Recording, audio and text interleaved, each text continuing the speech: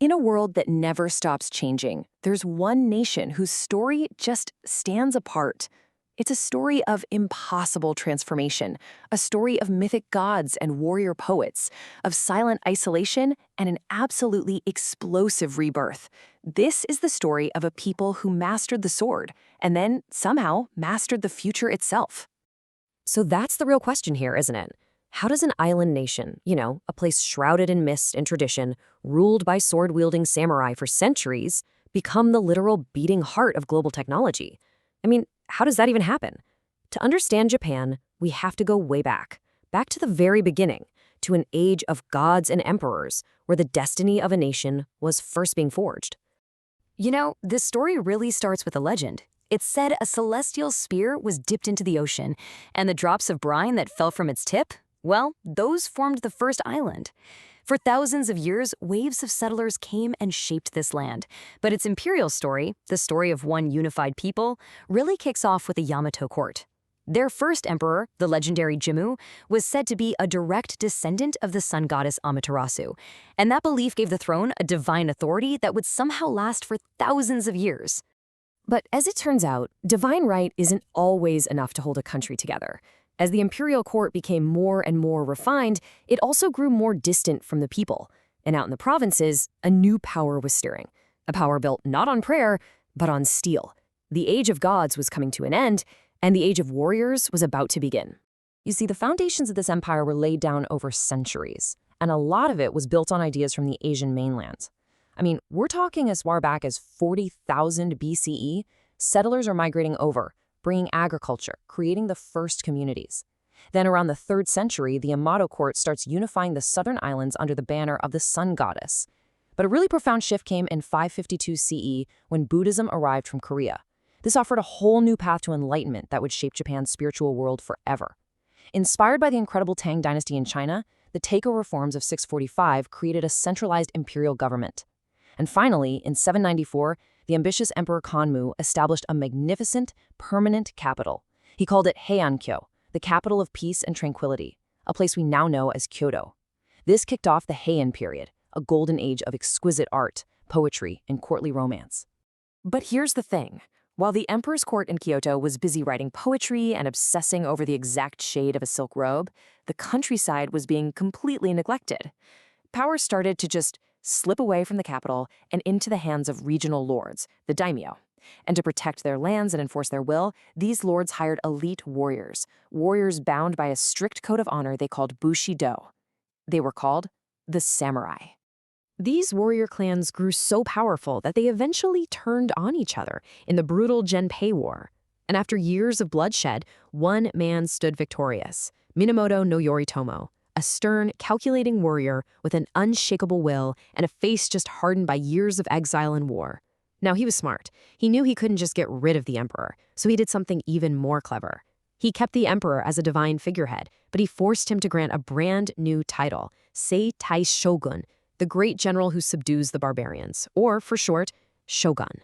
And for the next 700 years, Japan wouldn't be ruled from the chrysanthemum throne, but from the shogun's military headquarters. Well, the samurai's strength was soon put to the ultimate test, because from the west came the largest empire the world had ever seen, the Mongols, led by Kublai Khan. In 1274, a massive invasion fleet landed. The samurai fought with just desperate courage, but they were hopelessly outnumbered. And then, a miracle. A ferocious typhoon roared out of the sea, a wind so powerful it shattered the Mongol fleet against the rocks. 7 years later, the Mongols came back with an even bigger force, the largest naval invasion in history until D-Day. And unbelievably, it happened again. Another typhoon, even more powerful than the last. The Japanese would forever call it the kamikaze, the divine wind. It really seemed like the gods themselves were protecting this land. But that divine protection, it couldn't save Japan from itself. The shogun's power weakened, and the country just shattered into dozens of warring states. This was the Sengoku Jidai, the age of the country at war, 100 years of constant, bloody civil war. But out of this chaos, 3 extraordinary men would rise, each one destined to forge the nation anew in fire and blood. The first was a man of just terrifying ambition, Oda Nobunaga. Try to picture him. A man in his 40s with a thin, severe face, a neatly trimmed mustache, and these sharp, piercing eyes that just tell you his mind is always calculating, always one step ahead. He saw a fractured land and had one dream: a single, unified Japan under his iron will. He called it Tenkafubu, all the world under one sword. Nobunaga was known as the Demon King for his brutality. I mean, he once burned thousands of monks alive in their monastery. But he was also a genius. When Portuguese traders arrived, they brought a new weapon, the musket. And while other samurai clung to the honor of the sword, Nobunaga saw the future. He equipped his armies with thousands of firearms, creating new tactics to unleash these devastating waves of gunfire that just crushed his old-school enemies. He was right on the verge of total victory when the unthinkable happened. Betrayed by one of his own generals, he was cornered in a temple, and as the flames rose around him, he took his own life rather than face the shame of being captured. But Nobunaga's dream didn't die with him. It was picked up by his most brilliant general, a man who had literally risen from nothing, Toyotomi Hideyoshi. Imagine a man of peasant stock, short, with a sharp, intelligent, almost monkey-like face that hid this cunning and fiercely ambitious mind. He started out as Nobunaga's sandal-bearer, the lowest of the low. Hideyoshi was everything Nobunaga was not: a master politician, a charmer, a man who could win with words just as easily as with a sword. He avenged his master's death, and then he finished what Nobunaga started, finally unifying all of Japan. But here's the catch. Because he was born a peasant, he could never be shogun. He had to rule as imperial regent, a man from nothing controlling a nation of aristocrats. But when he died, the power vacuum he left behind just exploded. All his carefully built alliances shattered, and Japan was plunged right back into war. And so, we come to the third and final unifier, a man who had waited his entire life for this one moment: Tokugawa Ieyasu. Picture an older man, patient, cunning. His face is weathered. You can see a lifetime of hardship and endurance there. This is a man who spent his childhood as a political hostage. He outthought, outplanned, and outlived all his rivals. He famously said, "If the cuckoo does outsing, I will wait for it to sing." And he did. In the year 1600, at the Battle of Sekigahara, Ieyasu crushed his enemies in one of the biggest samurai battles in history. The wars were finally over. He became shogun and established a dynasty that would rule for over 250 years. And his solution to all this endless war? It was to create a kingdom apart, a nation at peace through total control. The Tokugawa shogunate started this incredibly radical policy, sakoku, the locked country. Japan literally slammed its doors shut to the rest of the world. Christianity, which they saw as this dangerous foreign influence, was brutally stamped out. No Japanese person could leave, and almost nobody could come in, except for a few tightly controlled Dutch and Chinese traders on a tiny man-made island. And for over 200 years, Japan just existed in this kind of dreamlike isolation. Time seemed to stop. And in that stillness, a unique culture of art, kabuki theater, and the floating world of the pleasure districts, it just flourished in this serene peace. But the world outside, it didn't stop. It industrialized. It built massive empires. And in 1853, that dream was shattered. On the horizon of Edo Bay, right near the shogun's capital, a terrifying sight appeared. 4 massive warships, bigger than any ship in Japan, moving against the wind, powered by steam, belching black smoke into the sky. They called them the Kurofune. The black ships had returned, and this time, they weren't just here to trade. The arrival of these Americans, a civilization from the other side of the planet, was a profound, earth-shattering shock. It was the beginning of the end for the shoguns, for isolation, and for the samurai themselves. The sheer technological gap was, well, it was staggering. The American fleet was led by Commodore Matthew Perry, a tall, imposing officer with this air of absolute, unshakable resolve. He carried a letter from the President of the United States with a very clear mission: open Japan to trade, by force if necessary. The shogun's government looked at their little wooden ships powered by the wind, and then they looked at Perry's iron-plated, steam-powered frigates, bristling with advanced cannons that could obliterate their capital city from the bay. They had no choice. Japan's 200-year isolation was over. Giving in to the West was a national humiliation, and it triggered a revolution.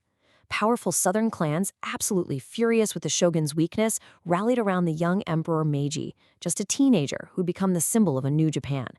In 1868, they overthrew the shogunate, And what happened next was one of the most astonishingly rapid transformations in human history. With the slogan, "Enrich the country, strengthen the military," the old feudal world was dismantled. The samurai, the warrior class that had ruled for 700 years, was just abolished. The entire nation threw itself into this frantic race to modernize. Railways, factories, telegraph lines sprang up almost overnight. Top knots were cut off, and swords were replaced with suits and briefcases. And this whole incredible transformation was put to the test in 1905, when Japan went to war with the colossal Russian Empire. In a stunning victory that shocked the entire world, Japan became the first Asian nation to defeat a major European power. It had finally arrived on the world stage. You see, Japan had learned the lesson of the black ships all too well. To avoid being colonized, you had to become a colonizer yourself. The nation's new industrial might was fed by a growing, powerful military, one with dark ambitions that would lead Japan and the world down a path of unspeakable tragedy. In the 1930s, this dark nationalist ideology took hold, fueled by the Great Depression and a belief in Japan's divine destiny to rule all of Asia. The military became more powerful than the government. Japan invaded China, starting a brutal, long war. The world watched in alarm. Led by the United States, crippling economic sanctions were imposed, cutting off Japan's access to vital resources, especially oil. To Japan's leaders, like the severe, bespectacled Prime Minister Hideki Tojo, this felt like a slow strangulation. They saw only one way out, a decisive, preemptive strike to knock out the American threat in the Pacific. And on December 7, 1941, that belief led them straight to Pearl Harbor. The war that followed was just brutal, a sprawling conflict across the entire Pacific. But the industrial might of the United States was simply overwhelming. By 1945, Japan's cities were firebombed into rubble. Yet the military government refused to surrender. And then came August. Over the city of Hiroshima, a single flash of light, brighter than 1,000 suns. 3 days later, another flash over Nagasaki. A new, terrible weapon had been unleashed. The devastation was absolute, unimaginable. Days later, on the radio, the people of Japan heard a voice they had never heard before, their emperor, Hirohito, a man who had been seen as a living god. In this high, formal tone, he announced that they must endure the unendurable. Japan had surrendered. The empire was gone. The cities were ashes. The nation was broken, defeated, and occupied for the first time in its entire history. It really seemed like this was the end of Japan's story. But it wasn't, because from that deepest despair would come the most incredible rebirth in modern history. From those very ashes, a new Japan was born. Under American occupation, the nation was disarmed and remade as a democracy. Emperor Hirohito, once a god, renounced his divinity but stayed on as a symbol of unity. And then, the nation took the same ferocious energy, the same discipline, the same collective spirit it had once used for war, and turned it toward peace and economic reconstruction. A culture of lifelong employment, an intense focus on quality, and a powerful partnership between government and industry fueled this absolutely explosive recovery. By 1955, the economy had already surpassed its pre-war peak. And get this, by 1968, Japan was the second largest capitalist economy on Earth. The world just watched in awe as Japanese cars, cameras, and electronics flooded global markets, famous for their innovation and quality. The economic miracle was born. The story of Japan is so much more than just a history of emperors and shoguns and wars.